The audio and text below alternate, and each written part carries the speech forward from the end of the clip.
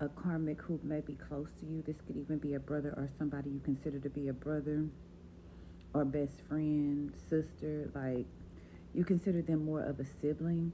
And this could also be for some divine feminine energies who kind of consider like some masculines, like, oh, that's my brother, when really they not your brother. They just like somebody you know from your neighborhood or something like that. I feel like there's something that you need to be mindful of when it comes to that.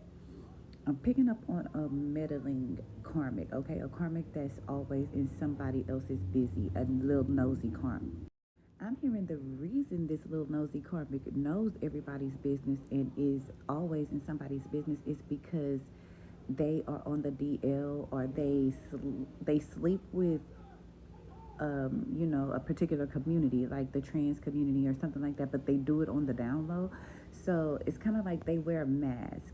And so they kind of know everybody's business, especially in a particular community, because they're sleeping with, you know, I feel like these karmics are sleeping with people that you never thought that they would be sleeping with. Like, they come off very, very masculine, or they come off very, very feminine, when in reality they are in a secret LGBTQ club.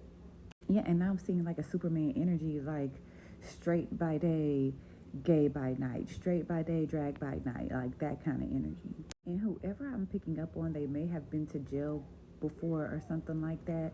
But whatever this little lovely karmic is that just like spreading everybody's business, they could find themselves behind bars. Whoever this karmic is could be a very great storyteller. Like, they tell really great stories, or they are really great at lying.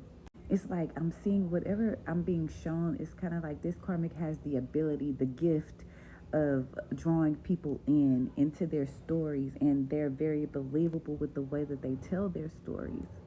So it is indeed a gift that they have, like the gift of gab, the gift of rallying people, the gift of, stirring up energy, but they do it in a very toxic, negative way. So they use this gift in a very negative way.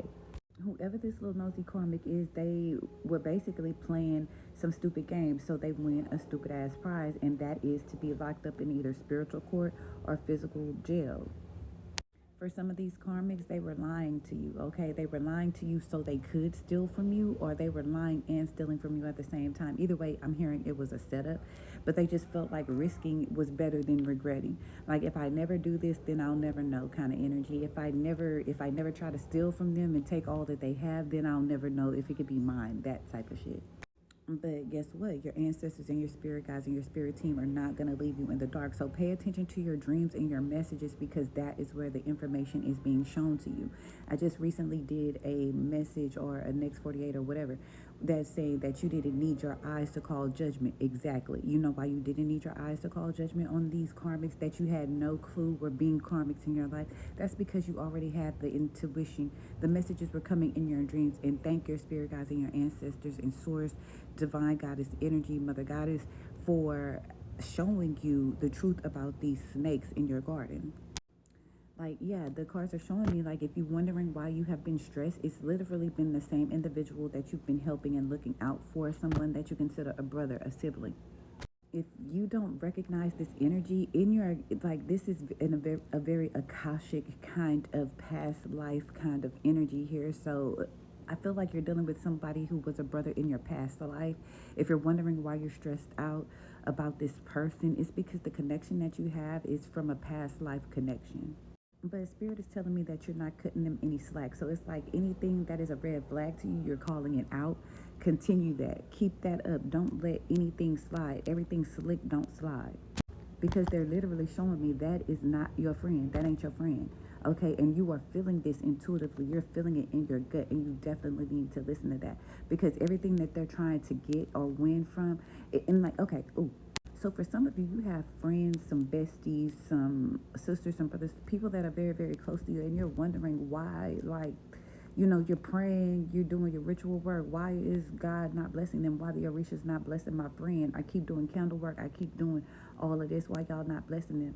Because that ain't your friend. And the Orishas and your spirit guides and your angels, or your deities, they are not going to bless that friend, because guess what? Gods don't bless no mess. Goddesses definitely won't bless no mess, especially if you are venerating goddess energy.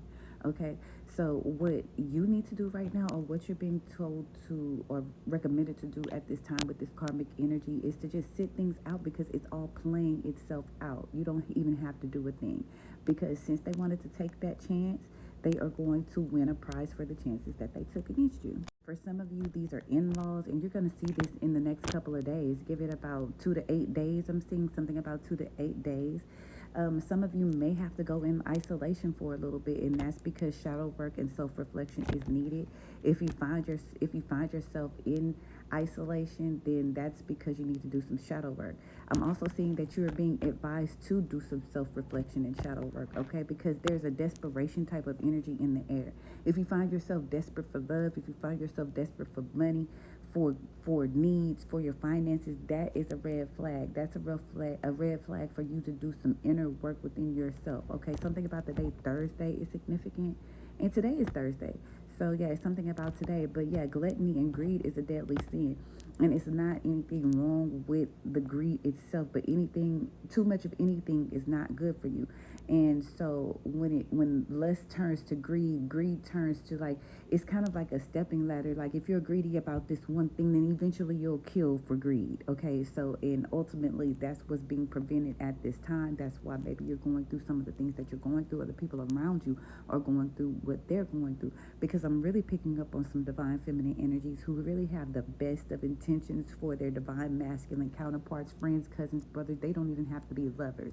However, you can't bless anybody with your divine feminine gifts if they are not ready to accept those gifts.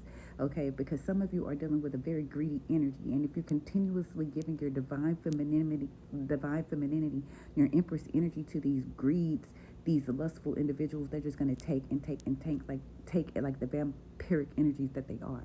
I'm also seeing something about the karmics, a paternity test. This doesn't have to be karmic or not, okay? This just feels like there is a DNA paternity test needed on someone who is accusing your husband or your spouse of maybe having an outside baby.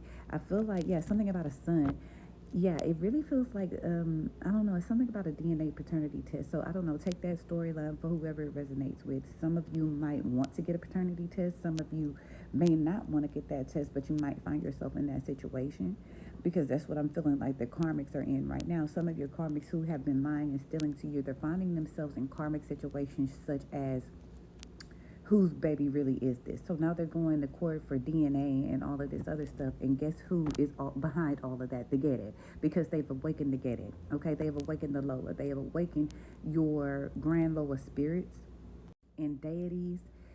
Very ancient energy has been awakened here. And these are the lessons that they are bringing with them to these karmic energies. Okay, we're not all exempt from being in a karmic energy. So some of us are going through this shadow work energy so we can prevent ourselves from being these greedy, lustful individuals who will do anything for money. So I'm hearing there's a energy of cultivation happening right now. Your ancestors, for some of the golden chosens, for some of the indigo children, crystal children, whatever you call yourself right now, messengers, prophets, whatever. It's like a cultivation process going on, a purification process going on, a refinement process going on. And refinement is not easy, but this is Phoenix rising from the ashes type of energy. Okay, and that's for those who are really doing the work. But karmic energy, collective karmic energy and karmic land is being sat down on their ass, because there is a need for shadow work to be done, so that they self-reflect and see what it is that they've been doing to the chosen individuals, to the ancestors chosen, to the messengers, to the golden-hearted, innocent people, not innocent, but righteous-hearted people of this realm. So yeah, that's kind of what's going on, y'all, and I'll see y'all again tomorrow for another reading.